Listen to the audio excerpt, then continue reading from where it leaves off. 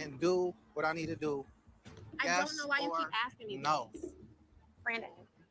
Yes or no? You have my support. I don't like you going to the club, and I never will. I'm not saying I don't want you to have a career. Like, it has nothing to do with your career. It has everything to do with you being a husband and a father.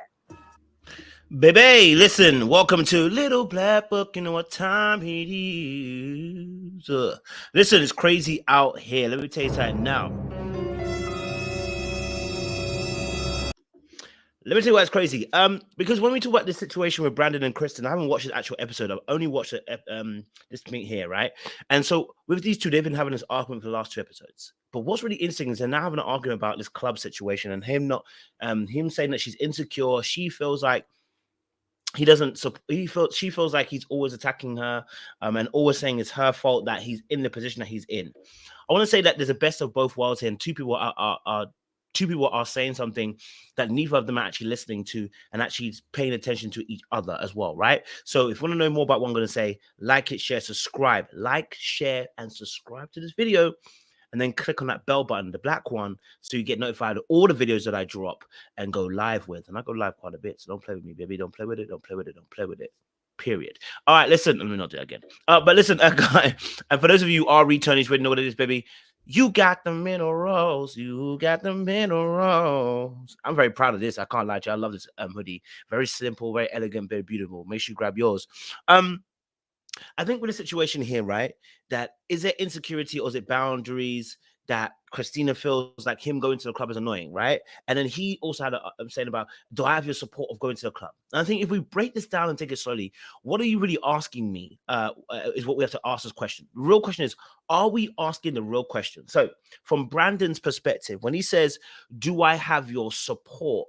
He understands that the club is a situation, but do I have your support? What he's asking for is, I don't feel like I'm supported by it. I don't feel like every decision I'm taking, you're behind it. I don't feel like we're in this together when I'm making these decisions, right? Now, we have some history of this decision-making, which did not include her. And the reason why he did not include her in the decision-making, because he was afraid of her particular reaction. And what should have been done is that there should have been a conversation of him going to her and saying, hey, look, I feel sometimes afraid to come to you with certain topics and certain situations because of the way that you react to certain things. And because you react in a very wild way at the period of time, I feel like I can't bring this to you because I don't want to frustrate you, hurt you. I don't want you to go wild out. I don't want you to tell me no in reality as well. I want to be real about it. I don't want you to tell me no. I want you to get behind what I'm doing. And so therefore, it makes me feel like I can't come to you, and it feels like I can't open up to you. And when I close myself off, I start making decisions by myself. That's what you're really saying. That's what we're really, really saying. That's what we're really saying. And on Kristina's end, what she's really saying is, hold on a minute. I do support you, right? And I am behind you, and I want to see your career win. But I feel like at points in time, that you make me the source of blame for when things go wrong. I feel like I'm the scapegoat when it doesn't go right.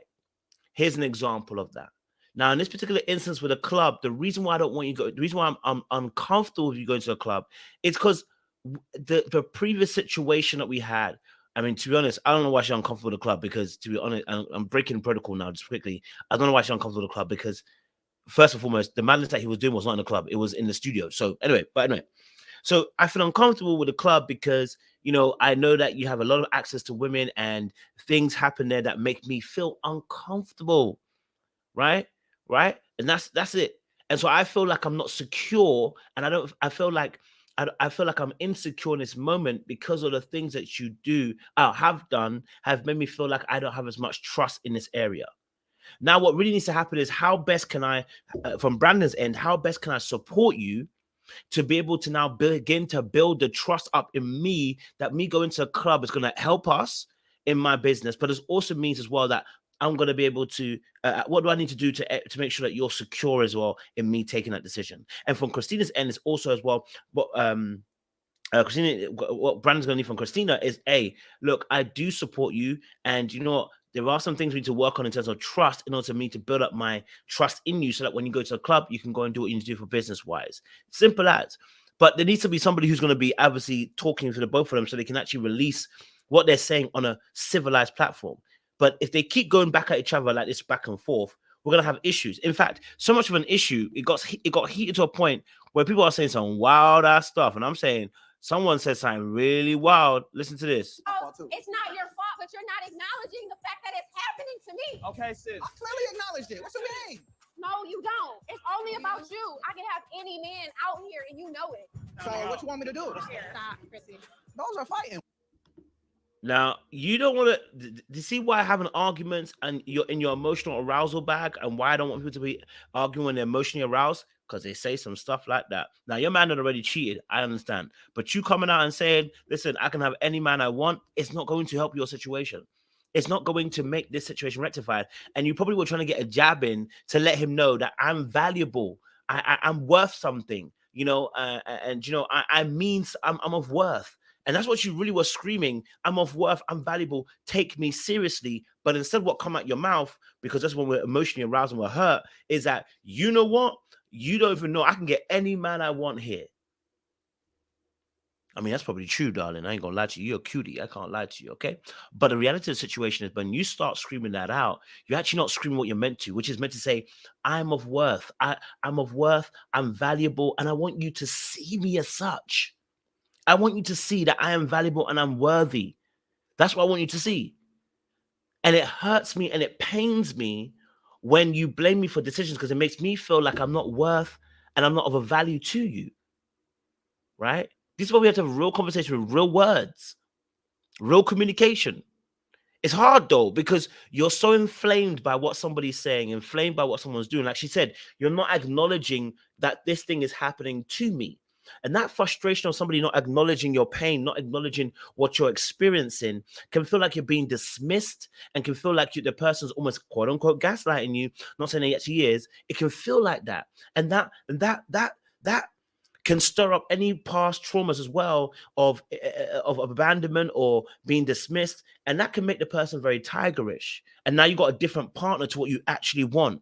And this is why I said that someone has to step off the merry-go-round and say, let me begin to understand you first. I'm going to put me aside and what I want and what I want to feel. I'm going to put it aside, and then I'm going to say, let me experience what you're saying. Because you said that this is what you want it differently. You want it, you want X, Y, and Z. Let me put my X, Y, Z aside, and I'm gonna handle you first. Now, I would suggest that men do this first, and the reason being because we're the leaders and we're called to lead. And I would look at Brandon and say, Brandon, stop and pause. Listen to her. And I mean, really listen to her. And if you can listen to her, then you should be able to regurgitate and at least reply back and say, this is what I heard. Is this what you mean? That's an act of good listening. And when you do that, then she can go, yes, that's what I meant. And then you go, okay, great. All right, let's sort this out. What can we take the steps to make sure that we can rectify that issue? And then you can say, now I've got an issue too. Let's look at that as well. But we can't do that if both of us are going to be screaming and shouting at each other and trying to hurt each other and trying to get one up on each other. It won't work like that. Trying to win. You feel what I'm saying to you? Yeah. All right. If both people got grievances, someone's got to lay down a grievance first and deal with one grievance first. All right. Like, share, subscribe, click on that bell button for notification uploads. We appreciate you guys. Stay locked, stay loaded. We'll see you again very soon. Much love.